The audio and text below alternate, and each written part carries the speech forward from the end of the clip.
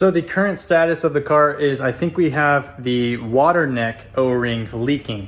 I'll show you guys what I'm talking about here in a sec, but we did change out the O-ring on the Y-pipe. I ordered a kit on Amazon, it worked out, that fixed itself, but then once I ran the heater to let it warm up and stuff, you guys probably saw the clip, there was another leak coming out of the side of the car. So we had to fix that, and I see that it's a common problem on just older engines. The O-ring on the passenger side, water neck from the block, sometimes wears out. We did pull that out in a couple times. So I gotta try to get to it. Now, if you have an NA car, this is super easy to do.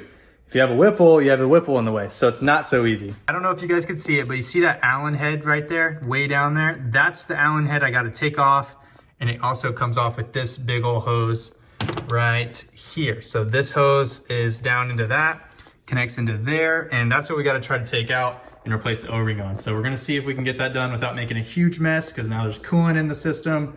And yeah, hopefully we can get this all dialed in. And AutoZone or O'Reilly's or whoever, hopefully they have a nice O-ring there, and yeah, it all works out. Now you guys can get a better look. That only took about 10 minutes there, but that's the water neck and that's the Allen key.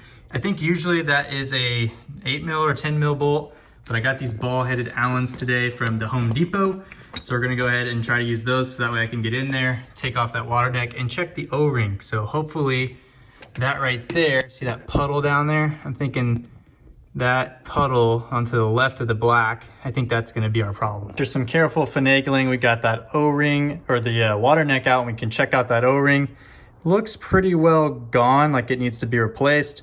So I'm gonna try and see if O'Reilly's or AutoZone locally here, if they have it, but there's the inside of it. Probably could just use a whole new one of these, but we'll see.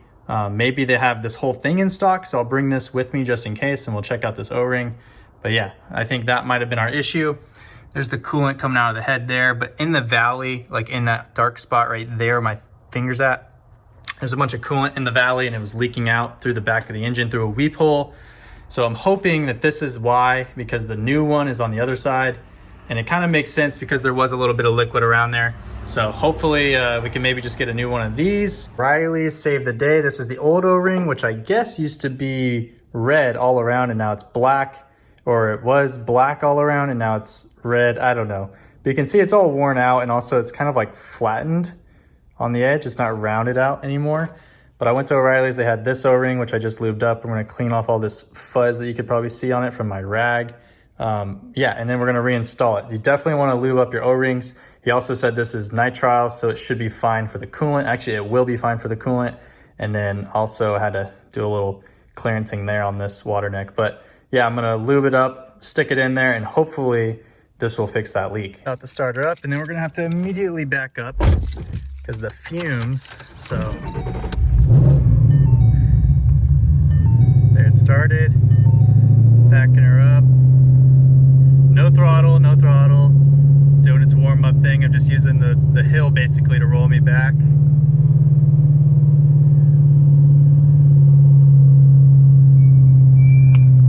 And all right, let's go check and see. Any leaks? Hopefully not.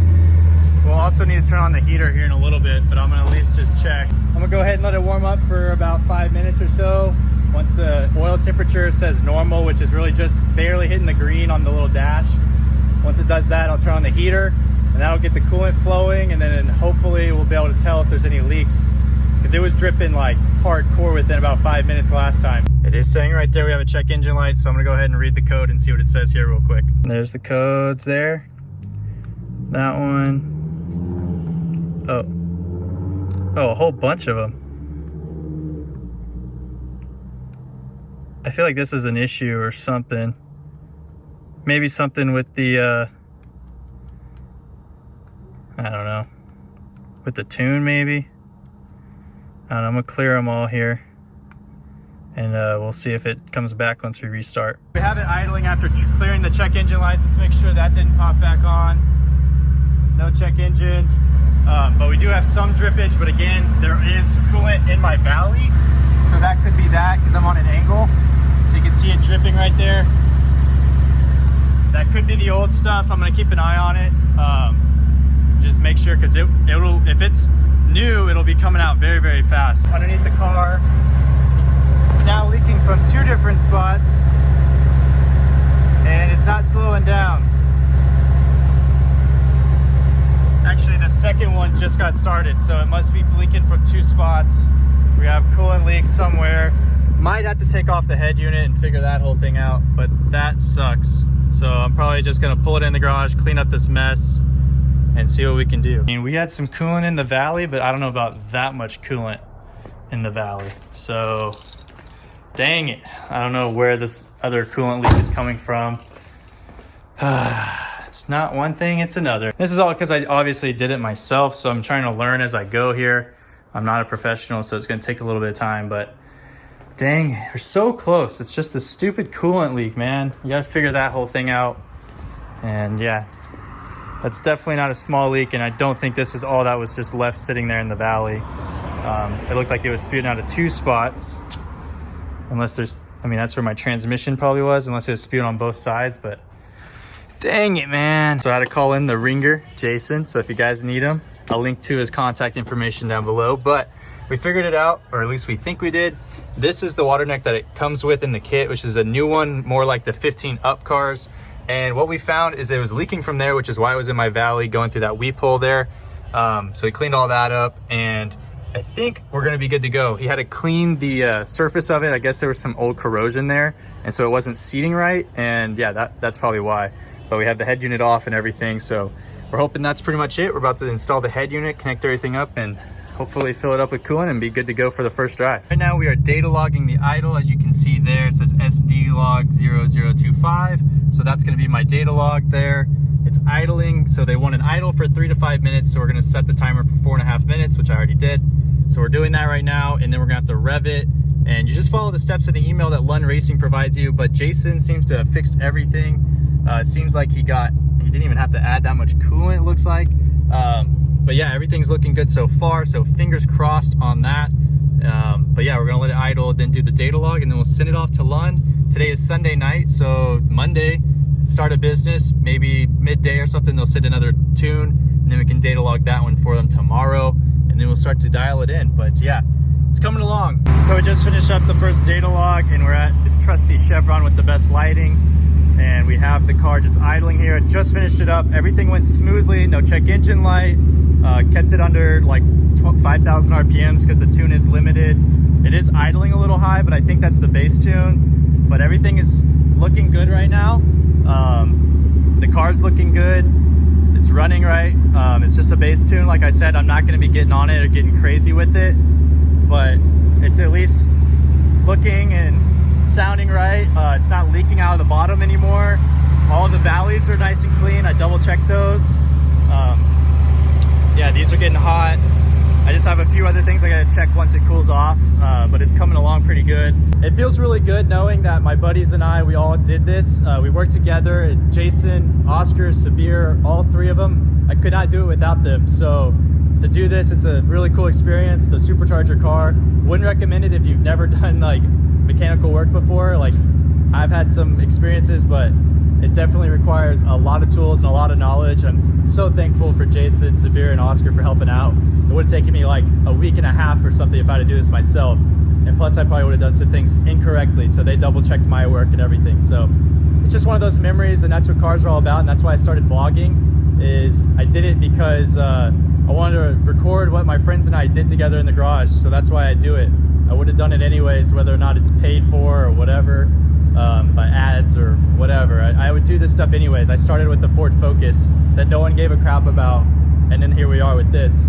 So it's, if anyone wants to make a YouTube channel, do it. This is how you start. Well, you don't start with the Supercharged 5.0 of your dreams, but you start with something and you just keep recording and keep doing it, and work with your friends and just do it. And that's all I can say. So I'm like reflecting back right now on the process and how the headaches were, and the feeling of taking everything apart and seeing where the heck is that gonna go, and it actually goes to the right spot. So the last clips you guys probably just saw are after the data log, the original data log with the idling and things like that. Well, I did do a watt pull data log, and I sent that out actually last night. I can't do any data logging because you can probably see on my shirt that it's all wet. It's raining super hard right now.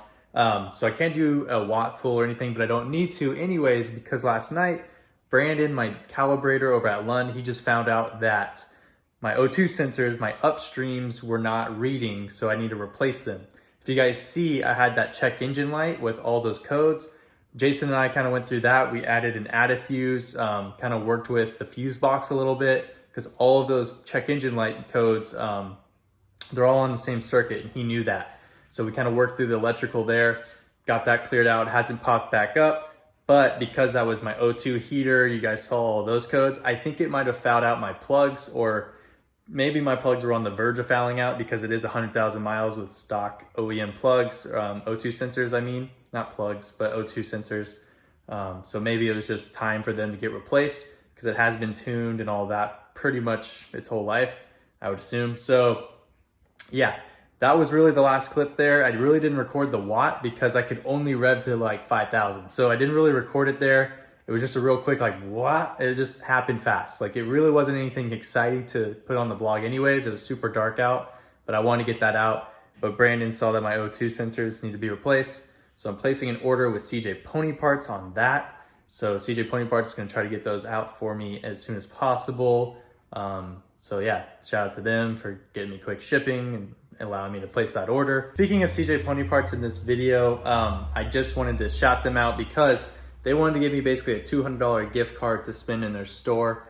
Well, I've been helped out so much through just working on the car and making the YouTube videos and all that, that I want to give it back to you guys. So I split the $200 and I split it into two $100 gift cards. So we're gonna give away, I'm gonna work with CJ Pony Parts to give away $100 to two different people to go and spend on whatever you want for Black Friday, for whatever, at CJ Pony Parts. So if you wanna win, leave a comment down below saying done, that you've entered into the newsletter. So you gotta put your email in the comments or in the description and the comments. I'll put a link to the newsletter, sign up for it through there, put in your email, and then comment back on the video, just say done, and then I'll know that you've entered. So if you want the other entries, because there's two entries into the giveaway, go on CJ Pony Parts' Instagram. I'll have the link also in there, and then sign up for the newsletter, and then go on the Instagram and find the photo of my car and then comment done, or at jacobrdoty sent me, something like that.